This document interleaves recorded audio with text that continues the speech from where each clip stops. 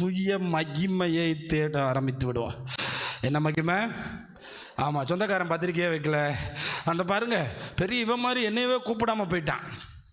இந்த சுய மகிமையை தேடுறவங்க நிலைமை ஒரே கண்ணீரும் கஞ்சியும் தான்.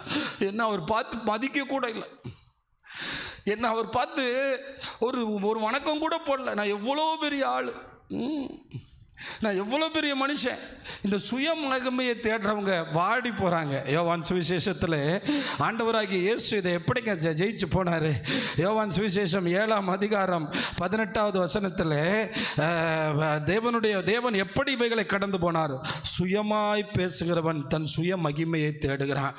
சில நேரம் நம்ம பிரசங்க பீடங்கள் எப்படி மாறிடுது? நான் 40 மணி நேரம் ஜோம் பண்ணேன், நான் 20 மணி நேரம் ஜோம் பண்ணேன், நான் 50 பேரை ஆதாயப்படுத்தினேன், நான் 40 வருஷமாக ஊழியம் செய்கிறேன். ஆனால் இங்கே எந்த இடத்துல நீங்கள் போயிட்டு சமாதானமாக ரிட்டர்ன் வரணும்னா, யார் மதிக்கிறானோ மதிக்கலையோ, என்னை அனுப்பினவர் ஒருவர் இருக்கிறார், அவ்வளோதான், முடிஞ்சு போச்சு. மதிச்சா என்ன, மடிக்காட்டி என்ன. இன்றைக்கி இந்த சுய மகிமை நிறையா ரொம்ப பெரிய போராட்டத்தை பாஸ்டர்மார்களுக்கு தான் இன்றைக்கி ரொம்ப கொடுக்குது. என்னென்னா பிஷப்புன்னு போட்டுருங்க, ரெவரண்டுன்னு போட்டுருங்க, டாக்டர்னு போட மறந்துடாதீங்க. எப்படி இந்த சுய மகிமை இன்னைக்கு நிறைய பேர் அதில் அந்த பத்திரிக்கையில் பேர் போடாட்டா கிழிச்சுவான். இன்னைக்கு நாம் எப்படிப்பட்டவர்களாக இருக்கிறோம்? நம்முடைய ஆண்டவர் எப்படிப்பட்டவராய் வாழ்ந்தார் பாருங்க. சுயமாய் பேசுகிறவன் தன் சுய மகிமையை தேடுகிறான். அதனால தான் உங்களுக்கு எங்கேயாவது மைக்கு கிடச்சிச்சுன்னா கர்த்தரை உயர்த்துங்க, கர்த்தரை உயர்த்துங்க. தன்னை அனுப்பினவரின் மகிமையை தேடுகிறவனோ உண்மை உள்ளவனாயிருக்கிறான், அவனிடத்தில் அநீதி இல்லை. கைகளை தட்டி கர்த்தரை மகிமைப்படுத்துவீங்களா? அல்லேலூயா, அல்லேலூயா. இப்போ பாருங்கள், ஒரு தடவை நான் வேலை பார்க்கும்போது என்னை ரேணுகுண்டான்னு ஒரு இடத்துக்கு அனுப்பி விட்டாங்க. வேலை செய்கிற இடத்துல காசெல்லாம் கொடுத்து நாங்கள் இந்த ISO கம்பெனியில் வேலை பார்க்கும்போது, அது நான் ஒரு சின்ன எக்ஸாம்பிளுக்கு சொல்கிறேன். அங்கே போகும்போது நம்ம வேலை அங்கே போய் அந்த டெண்டரில் அட்டன் பண்ணிவிட்டு அந்த டெண்டர் கிடைக்குதான்னு பார்த்து அங்கே கேட்குற ரேட்டை பற்றி நம்ம பேசி அதை அந்த டெண்டரை வாங்கிட்டு வரணும். அதான் வேலை. போகும்போது ட்ரெயினில் போகலாம், போகும்போது நல்ல ஹோட்டலில் சாப்பிட்லாம், போகும்போது டீ குடிக்கலாம், மத்தியானம் சாப்பாடு சாப்பிட்லாம். ஆனால் நம்ம போக வேண்டிய வேலை நம்மளை ஒருத்தர் அனுப்பியிருக்கான். நம்ம அந்த மீட்டிங்கில் போய் இருக்கணும், நம்ம கம்பெனிக்கு சார்பாக நம்ம நிற்கணும், நம்ம கம்பெனியை எப்படியாவது காப்பாற்றணும், அந்த ஆர்டரை பிடிச்சிட்டு வரணும். அது ஒரு பெரிய railway order, central government order. ஏன்னா நம்மளை நம்பி இவ்வளோ பெரிய பணத்தை கொடுத்து நம்மளை அனுப்பி விட்டுருக்காரு. இயேசுநாதன் இந்த பூமிக்கு வரும்போது தன்னுடைய மகிமையை அவர் ஒரு நாளும் தேடவில்லை. ஏன்? பெரிய பெரிய அற்புதங்களை செய்துவிட்டு யாரிடத்திலும் சொல்லி விடாதே, யாரிடத்திலும் சொல்லி மட்டும் செய்து விடாதே. இந்த அற்புதத்தை பற்றி வெளியே எங்கேயும் பேசாதே. பேசாதேன்னு சொல்லுவா, அவன் போய் பேசிடுவான். சொல்லாதேன்னு சொல்லுவார், அவன் போய் சொல்லிடுவான். ஆனால் இங்கே நிறைய பேருடைய பிரச்சனை சுய மகிமையை தேடுறது. இதுதான் இன்னைக்கு மிகப்பெரிய பிரச்சனை. அப்போ நாம் தேவனுக்கு உண்மை உள்ளவர்களாக இருக்கிறோமா? நம்முடைய மகிமையை அடகு வைத்து விட்டு தேவனை மகிமைப்படுத்துவதற்காக நீங்களும் நானும் வாழ வேண்டும். புசித்தாலும் குடித்தாலும் எதை செய்தாலும் இது தேவனுக்கு உகந்ததா? அவன் தாயா பரலோகத்தில் பிழைச்சிக்கிட்டே இருக்க போகிறான்.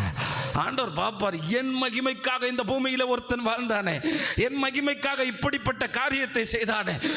இங்கே பாருங்க, லாசருடைய 4 நாள் ஆகி செத்து போய் நாரி போன ஒரு பாடி உயிரோட எழும்புச்சு. உடனே பெரிய பெரிய பணக்காரன், ஆயக்காரர், பரிசேயர் இவங்கெல்லாம் வந்துட்டாங்க. வந்துட்டு இயேசுவனுடைய பிரசங்கத்தை கேட்குறாங்க. ஆனால் வெளியே போய் இயேசுவை விசுவாசிக்கிறோன்னு சொல்ல வெக்கப்பட்டாங்க. கிறிஸ்தவங்கன்னு சொல்ல முடியல, வெக்கம். ஏன்னா மரியாதை போயிருமா. அறிக்கை பண்ண பயப்பட்டாங்க. கிறிஸ்தவர்கள் என்று அறிக்கை பண்ண. இன்றைக்கி நம்முடைய சபைகள் எப்படி இருக்கிறது? ஏன் தேவனுக்கு என்று பிழைக்க முடியும்? இவருடைய முடிவு எப்படிப்பட்டதாக இருக்கும்? இவருடைய மறுமை வாழ்க்கை எப்படிப்பட்டதாக இருக்கும்? நான் சொல்லுகிற வசனத்தை வாசித்து பார்த்திருக்கிறீர்களா? யோவான் 12ஆம் அதிகாரம் 42, 43 வசனங்களில் நீங்கள் கவனித்து பார்க்கும்போது, ஆகிலும் அதிகாரிகள் பாவம் பெரிய ஆட்கள்ல அநேகர் அவரிடத்தில் விசுவாசம் வைத்தார்கள். அப்படி இருந்தும் ஜெபாலயத்துக்கு புறம்பாக்காதபடிக்கு பரிசேயர் நிமித்தம் அதை அறிக்கை பண்ணாதிருந்தார்கள். அவர்கள் தேவனால் வருகிற மகிமையை விட மனுஷரால் வருகிற மகிமை, இவங்க தான் தனக்குன்னு வாழ்றவங்க. வெளியே போனால் கர்த்தருடைய பிள்ளைன்னு அறிக்கை செய்ய மாட்டாங்க. இவங்க தனக்குன்னு வாழ்ந்து தனக்குன்னே ஓடி முடிச்சிருவாங்க. இவங்க பயப்படுவாங்க. ஆனால் ஆண்டவராகிய இயேசு பிதாவுக்கென்று வாழ்ந்ததுனால அவருடைய ஓட்டத்தின் முடிவு எப்படிப்பட்டதாக இருந்தது. இன்றைக்கு இந்த ஞாயிற்றுக்கிழமை முழு உலகத்தில் 300 கோடிக்கும் மேற்பட்டவருடைய முழங்கால்கள் அவருடைய நாமத்துக்கு முன்னாக முடங்கி கொண்டே இருக்கிறது. ஹல்லேலூயா. அவர் ஒரு நாளும் அவர் தன்னை தேவனுடைய குமாரன் என்பதை எங்கு மட்டும்தான் சொன்னார் தெரியுமா? பிலாத்து கேட்கும்போது நீ தேவனுடைய குமாரனா, அங்கே மறுதலிக்க முடியாதே. மற்ற இடத்துல சொல்லுவாங்க எங்கள் தாத்தா யார் தெரியுமா, எங்கள் அப்பா யார் தெரியுமா. அதனால தான் யோவான் 12ஆம் அதிகாரத்தில் அவரை கொலை செய்ய உலகமே தேடிக்கொண்டிருந்த போது 28ஆம் வசனத்தில் பிதா மேலிருந்து பார்த்து, பிதாவே உமது நாமத்தை மகிமைப்படுத்தும், இந்த திருமணத்தில் உமது நாம மகிமைப்படட்டும், இந்த சபையின் கூட்டத்தில் உமது நாம மகிமைப்படட்டும், என் வீட்டு விசேஷத்தில் உமது நாம மகிமைப்படுத்தும். அன்று ராத்திரி உங்கள் காதில் ஒரு சத்தம் கேட்கும், உன்னை மகிமைப்படுத்தினேன், இன்னமும் மகிமைப்படுத்துவேன், உன்னை மகிமைப்படுத்தி கொண்டே இருப்பேன், உன்னை உயர்த்தி கொண்டே இருப்பேன்.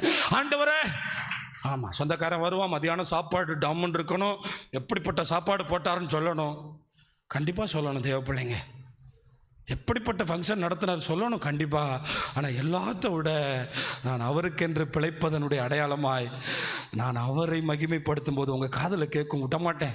அதனால தான் அவர் அடக்கம் பண்ணப்பட்டு உயிரோடு எழும்பினார். அதனால தான் அவர் சிலுவையை மகிமை என்று சொன்னார்.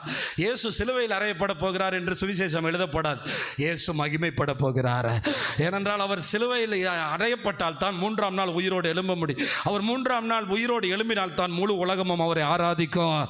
அவர் நியாய தீர்ப்பில் பிதா அமர மாட்டார், பிதா நியாய தீர்ப்பில் இயேசுவை உட்கார வைக்க போறார்.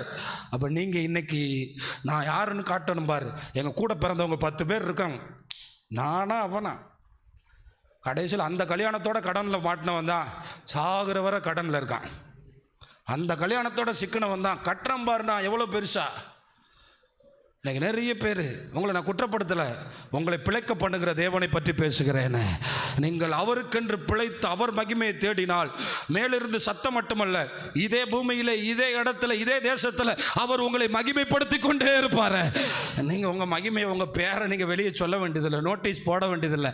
ஆண்டவர் சொல்லுவார், உன்னை மகிமைப்படுத்தினேன், இன்னமும் மகிமைப்படுத்துவேன்.